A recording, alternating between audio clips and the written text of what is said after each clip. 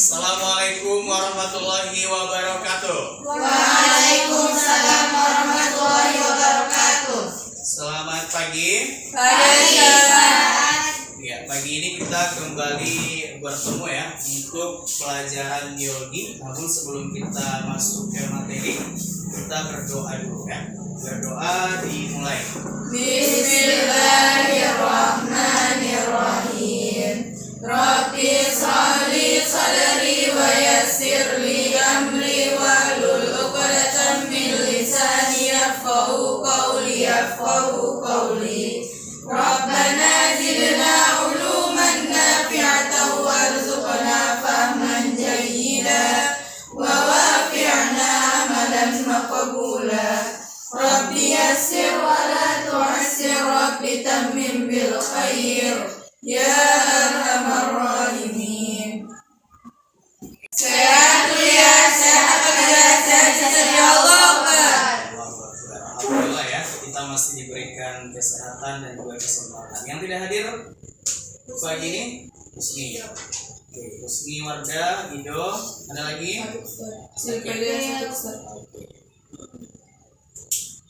Ya. Pagi ini kita akan membahas tentang sistem gerak. Silakan dibuka bukunya halaman 6, materi tentang sistem gerak. Dan nampak semua? Di sana ada gambar. Gambar apa yang ada di buku kita? Rangka. Nah, sekarang coba perhatikan juga gambar yang sudah Ustadz siapkan di depan. Ini gambar apa ini? Siapa yang bisa menjelaskan atau sekedar menyebutkan ini gambar apa? Gerakan salat. Jawaban yang lain ada selain gerakan sholat? Orang yang lagi salat. Orang yang lagi sholat. Berarti orang yang lagi sholat itu juga mencontohkan gerakan-gerakan sholat. Gerakan sholat itu mulai dari mana? Takbiratul ihram sampai salam. Nah, gerakan mulai dari takbiratul ihram sampai salam itu tentu kita bergerak kan, melakukan gerakan sesuai dengan materi kita pada pagi hari ini tentang sistem gerak. Apa yang kita gerakkan ketika kita sedang sholat atau gerakan yang lain? Tangan, terus kepala, jari, semua alat-alat gerak yang ada di tubuh kita itu digerakkan kan? Nah, pertanyaannya kembali Ustadz buat kira-kira mengapa kita bisa melakukan gerakan? Karena ada tulang. Yang lain selain karena ada tulang, karena adanya ada Sendi. ya. Rangka. Kalau rangka berarti tulang ini nanti yang akan membentuk Rangka. sistem gerak manusia ya. Yang kita bahas kali ini adalah sistem gerak manusia. Jadi kenapa kita bisa melakukan gerakan-gerakan, baik itu gerakan yang ada pada sholat, gerakan yang ada yang lain, olahraga, menari barangkali, itu karena kita punya alat gerak. Alat geraknya itu yang ini, ada tulang, kemudian otot dan sendi. Bagaimana jika salah satu penyusun alat gerak ini tidak ada? Misalnya karena cuma ada tulang saja, bisa nggak kita melakukan gerakan? Nggak bisa ya. Kalau misalnya ada otot saja, nggak ada tulangnya, mau melekat di mana ototnya kan? Nah, itulah makanya kita sebagai siswa ya yang sudah belajar tentang agama dan juga belajar tentang biologi harus menumbuhkan rasa syukur kepada Allah Subhanahu wa taala. Karena kenapa? Kita diciptakan sempurna, bukan hanya memiliki akal dan pikiran, tetapi sampai ke alat-alat gerak kita juga diciptakan sempurna ya. Sehingga kita bisa melakukan berbagai macam aktivitas. Atau pernah melihat kondisi orang yang misalnya berjalan itu dibantu sama alat jalan, dibantu sama tongkat, ada yang dibantu sama kursi roda kan? Berarti itu mengganggu aktivitas, mengakibatkan aktivitasnya terbatas. Dan mereka sendiri yang berjalannya itu dibantu oleh alat gerak, mereka masih bersyukur. Nah, apalagi kita yang dikasih sempurna oleh Allah Subhanahu wa taala. Oke, sekarang yang kedua, setelah mengamati gambar rangka di buku paket dan juga gambar gerakan sholat di slide, Sekarang coba perhatikan dulu di tubuh kita, alat-alat gerak yang ada di tubuh kita. Ada apa saja? Nah, bisa digerakkan tangannya? Diapakan aja? Direntangkan. Kemudian ditekuk. Kemudian apa lagi? Bisa mengangkat, bisa menurunkan. Ya, terus apa lagi? Kaki bisa berjalan, bisa berlari, melompat, betul, menendang, betul. Banyak ya? Banyak. Oke. Nah, baru yang ketiga, Ustadz ini kasih gambar lagi. Perhatikan kembali gambarnya. Kalau tadi ada gambar gerakan sholat, ini gambar apa? Tulang. Gambar tulang. Gambar tulang. Semua tulang ini Tulang yang tulang yang jadi tulang yang banyak sehingga disebut rangka. ada gambar rangka ya. Ada gambar rangka. Ini rangka karena dia sudah tersusun dari beberapa tulang secara utuh mulai dari tengkorak sampai ke bawah. Kemudian kalau ini adalah bagian-bagian dari tulang. Ya. Ini terpisah. Jadi gambar ini adalah gambar tulang dan rangka. Jadi alat gerak itu tadi ada tulang, otot, tulang membentuk rangka, kemudian otot dan juga sendi. Nah, tulang itu disebut sebagai alat gerak yang Pasif. sebagai alat gerak pasif. Sedangkan otot disebut sebagai alat gerak Aktif. Alat gerak aktif. Nah, sekarang kembali lagi Ustaz lempar pertanyaan, kira-kira apa bedanya alat gerak pasif dan juga alat gerak aktif? Zahra, coba. Zahra dulu ya. Ya, Ustaz. Coba kita dengarkan jawaban dari Zahra. Kalau alat gerak pasif Ustaz, yaitu nggak bisa melakukan kemampuan untuk berkontraksi dan berrelaksasi. Nah, Sedangkan alat gerak aktif dapat memiliki kemampuan untuk berkontraksi dan berrelaksasi.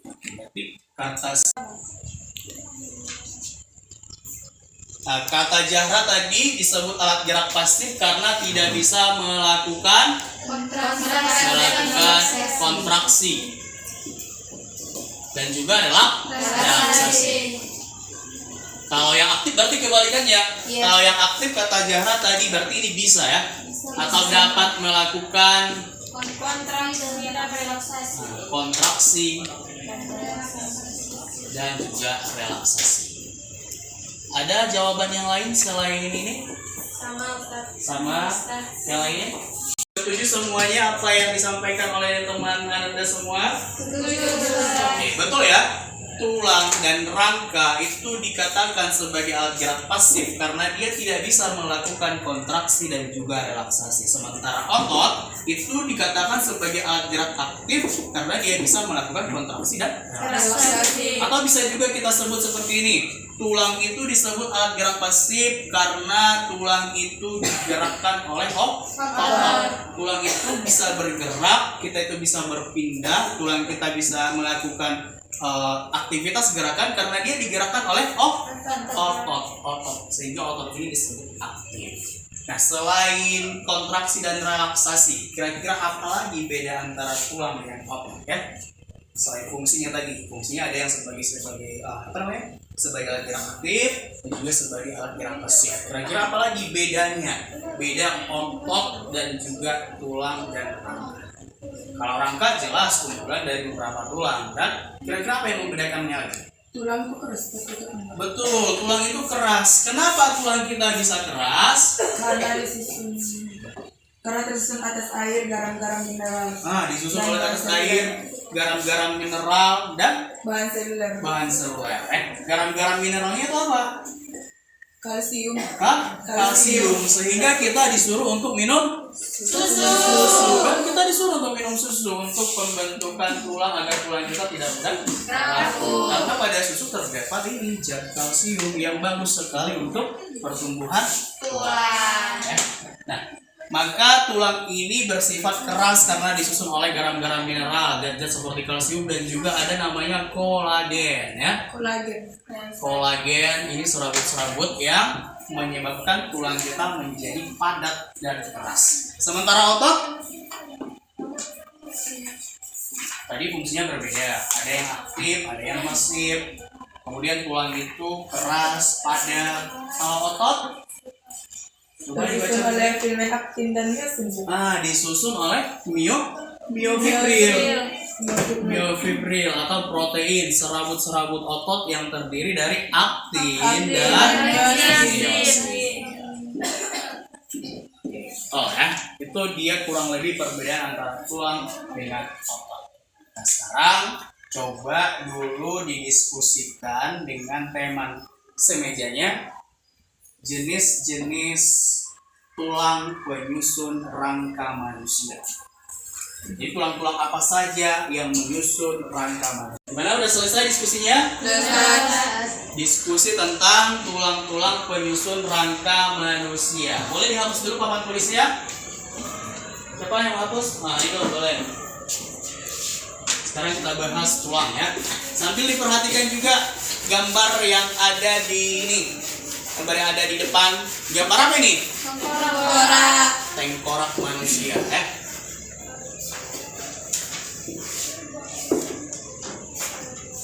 Oke, hasil diskusi kita rangka. Tulang-tulang penyusun rangka. Coba siapa dulu yang bisa menyampaikan pendapatnya? Tulang-tulang penyusun rangka. Coba kelompoknya Atika bersama Gina. Frontal itu di mana? Tulang dahi, berarti dia di tengkorak ya, di kepala ya. Kalau Gina ada menambahin jawaban kelompoknya? Parietal. Tadi frontal itu dahi. Kalau parietal ubun-ubun ya, dahi. Frontal, parietal. Kalau kelompok ini, kelompoknya Zahra bersama Putri, apa kira-kira? Atau mungkin bukan langsung ke tulangnya atau masih dibagi lagi jawabannya? Gimana jawabannya? Rangka Tulang tengkorak terdiri dari tulang tempurung kepala dan tulang wajah. tempurung kepala. Tempurung kepala, tulang wajah. Ini masuk ke tengkorak ya? Ada yang bisa mempresentasikan rangka ini? Kelompok Adila kayak gimana? Rangka itu terbagi dua, yaitu rangka aksial dan juga pendikuler. Ini terbagi dua, itu rangka aksial dan rangka apendikuler. Lalu aksial terbagi lagi, Ustaz. Aksial itu apa dulu? Disebutkan dulu. Sumbu tubuh. Itu tulang-tulang yang membentuk rangka penyusun sumbu tubuh yang menopang tubuh kita ya. Terdiri dari apa saja yang menopang tubuh kita? Tulang belakang.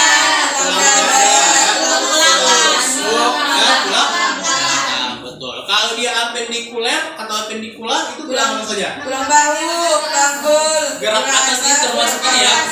Tangan ya, mulai dari gelang bahu kita, gelang bahu.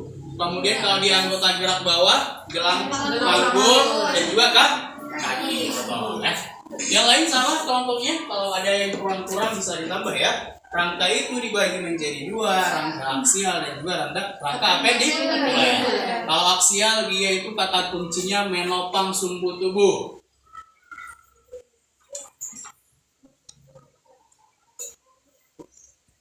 Kalau di apendikuler kata kuncinya sebagai anggota anggota gerak. Ada gerak atas dan juga gerak bawah ya. Gerak atas dan gerak bawah. Kalau gerak atas tadi mulai dari gelang bahu sampai ke jari-jari tangan ya.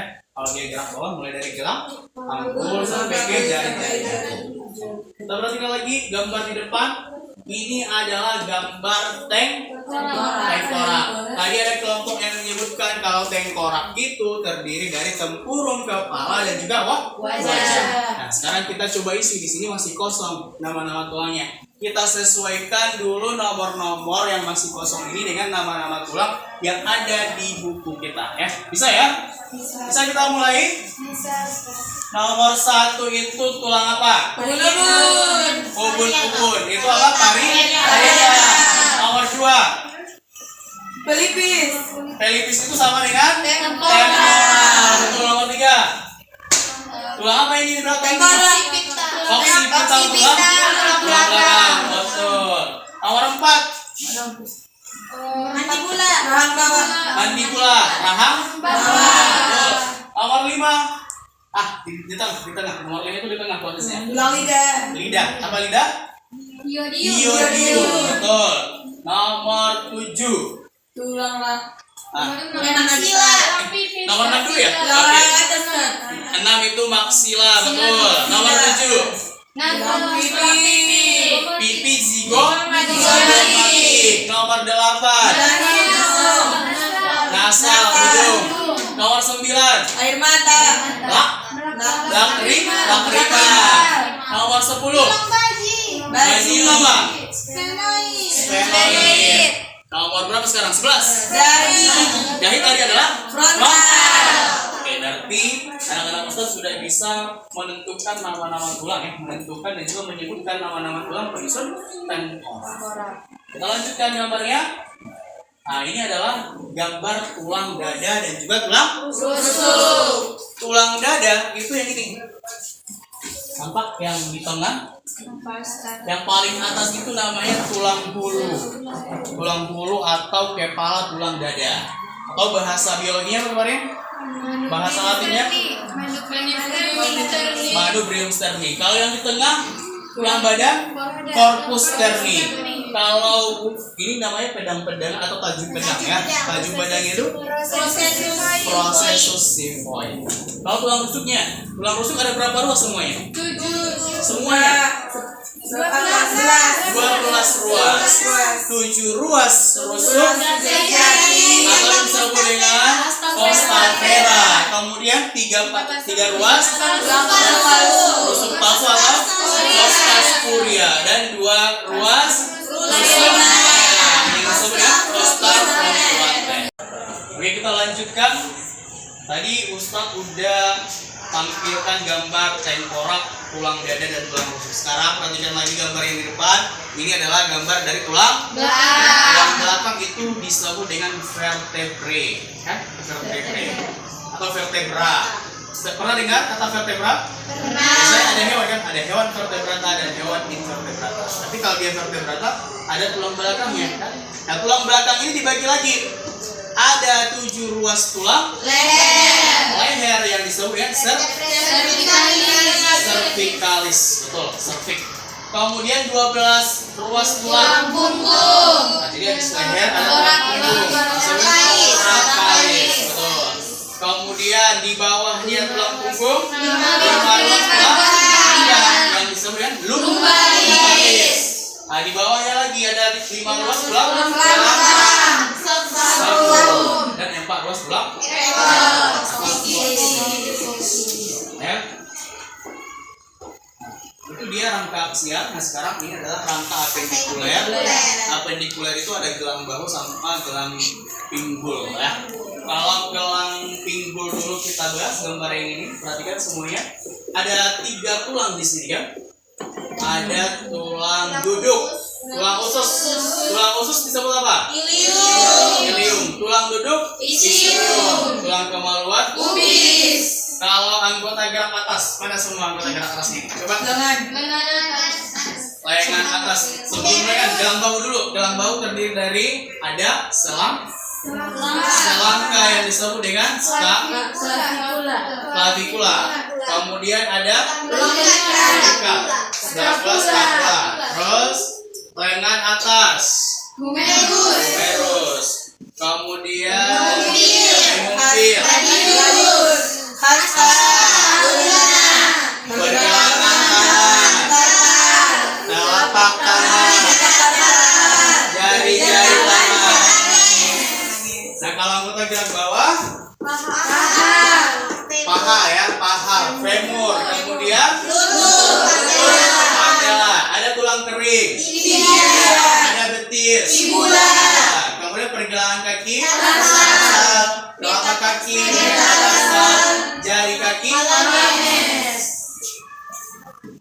atas dan juga gerak bawah yang sudah kita sebutkan tadi. Coba kita isi dulu. Ini masih kosong kan?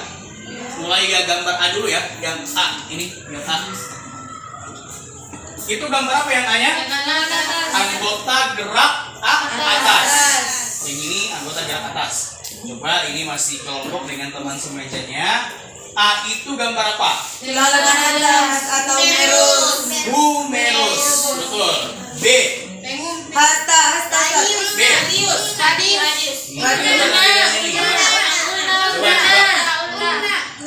B itu apa? Ulna atau hasa. Yang mobil. Radius. D. Meta. E. E itu apa? E dulu. Metakarpal. Berarti E itu karpal, E-nya itu metakarpal, F-nya Oke. Geser lagi ke gambar B. Gambar B ini gambar apa? Rangka apa? Anggota gerak bawah. A itu apa? Femur. Femur itu paha ya. B. Lutut. C. C dulu. Betis kan? D baru tulang. E. Tarsal. F. Metatarsa. G. Ini udah paham ya? Tulang-tulang yang menyusun rangka aksial dan tulang-tulang yang menyusun rangka apik. Nah, agar lebih mudah kita menghafal nama-nama tulang penyusun rangka, kita buat dalam bentuk lagu ya. Oke, silakan siapa nih yang bisa mencontohkan gerakan di depan? Oke, boleh. Ayo. Sama-sama bernyanyi ya. Lirik lagu Karena Ku Sayang. Dikasih aba-abanya, Tila. Diikuti ya sama teman-teman yang lain, silakan diikuti biar lebih mudah menghafal nama gerakannya, mulai dari tulang tengkorak hingga tulang anggota gerak bawah. Nah, 1, bisa dimulai. 1, 2, 3. Frontal parietal occipital sphenoid temporal nasal zigomatic maxilla mandibula iodium palatum dan ethmoid lacrimal laximal orbital cervical dorsalis atau thoraxalis lumbalis sacrum coccygeus manubrium cervical frontus cervi Xiphoid processus, costa vera, costa suria, costa fructuosa, dan scapula, clavicula, dan ilium, ischium pubis dan humerus, radius dan ulna, carpal metacarpal, femur patellar, dan tibia, fibula, dan calcaneum, tarsal metatarsal dan juga pala. Dan marilah kita bersama-sama menjaga tulang yang ada di tubuh kita. Ayo kita minum susu supaya tulang kita tak akan rapuh. Oke, terima kasih. Tepuk tangan dulu.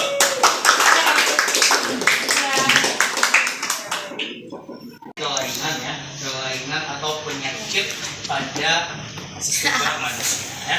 Belum sih, contoh kan Banyak ya. Contoh-contoh yang lain nama-nama kelainan pada sistem gerak manusia banyak. Ada yang patah tulang, retak tulang, apa lagi? Pernah ngalamin yang namanya kesimpulan, nyeri otot, ya, kram, betul, kebas ya, kebas ya. Oke.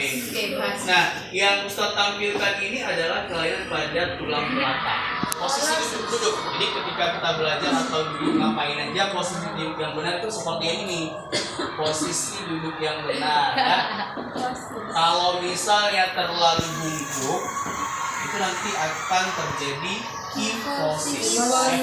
Atau misalnya ngangkat beban, misalnya kalian ke sekolah tasnya full dengan buku berat-berat ya, nggak boleh ya, nanti itu bisa lama-lama jadi kifosis. Jadi kalau kita terlalu berat, tidak ada salahnya dibawa di bawah jinjing ya. Kemudian ada lordosis. Lordosis itu terlalu bagaimana? Terlalu depan ya. Membusukkan dada sehingga tulang belakang itu melengkung ke depan. depan. Kalau skoliosis ini menyamping lagi ya. Sehingga nampak seperti huruf S. Jadi mulai sekarang kita perhatikan posisi duduk yang baik dan benar. Ini ada beberapa contoh saja. Yang ini adalah tulang, yang ini tulang yang normal ya. Ini ada beberapa yang abnormal atau kehilangan pada tulang. Bagaimana nampak? Jelas lah berbeda yang normal sama yang tidak normal kan. Ini kira-kira apa? Kelainan apa ya? Tulang lutut atau Kaki, gerak bawah ya. Bagaimana kira-kira gerak bawah ini? jalan Ustaz. Jalan seperti apa? Penguin. Ada bentuk X dan bentuk O. Nah, kelainan Ada yang jalan bilang. bentuk X dan bentuk O itu disebut dengan rakitis. Rakitis itu biasanya karena kekurangan vitamin D. Sebabnya salah satu manfaat ya, salah satu manfaat kita belajar tentang sistem gerak adalah agar kita tahu apa? Yang pertama, menjaga kesehatan tulang ya. Menjaga kesehatan tulang yang pertama dengan konsumsi susu, karena susu itu mengandung kalsium ya yang dibutuhkan oleh tulang. Kemudian yang kedua, Pencegahan. manfaatnya bersyukur ya. Yang pertama tadi menjaga kesehatan, selain konsumsi susu juga konsumsi makanan yang sehat ya. Kita konsumsi makanan yang sehat karena nanti kalau nyeri sendi, nyeri apa lagi, nyeri tulang, kebas, kram itu biasanya juga disebabkan oleh faktor makanan. Apabila kita nanti terlalu banyak konsumsi makanan cepat saji atau makanan yang mengandung garam tinggi, minyak lemak tinggi atau minyak tinggi, santan, itu bisa menyebabkan asam urat ya, asam urat. Ada nanti protein yang tidak bisa dikeluarkan sehingga dia membentuk batu kristal yang disebut dengan asam urat di tubuh ya, sehingga terjadi namanya radang sendi. Kemudian yang kedua, manfaat lain adalah menumbuhkan rasa syukur kepada Allah Subhanahu wa taala atas segala nikmat diberikan kita, kesehatan ya. Semua anggota gerak kita, semua tulang-tulang kita alhamdulillah sehat sehingga kita bisa melakukan aktivitas sebagaimana mestinya ya. Materi hari ini sampai di sini. Kalau ada yang mau ditanyakan, kira-kira ada yang mau ditanyakan atau mau ditanggapi dari penjelasan Ustaz yang tadi dari awal sampai akhir? Kalau sudah tidak ada kira-kira? Kalau sudah tidak ada, silahkan kalian kerjakan uji kompetensi di halaman 70 ya. Jadi demikian pembelajaran hari ini. Assalamualaikum warahmatullahi wabarakatuh. Waalaikumsalam warahmatullahi wabarakatuh.